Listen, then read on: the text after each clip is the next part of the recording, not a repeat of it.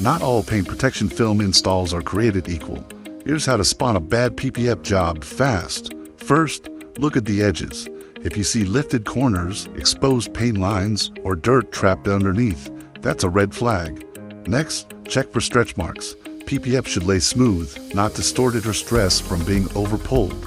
Third, alignment matters. Headlights, sensors, and body lines should be perfectly traced. If cuts are uneven or film overlaps oddly, the install was rushed.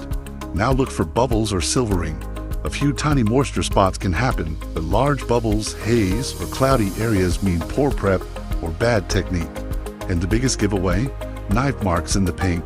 If you see cut lines under the film, that damage is permanent. Good PPF should be nearly invisible, wrapped clean, and designed to protect, not distract. If you want it done right the first time, choose an installer that obsesses over the details, like Speed Shield.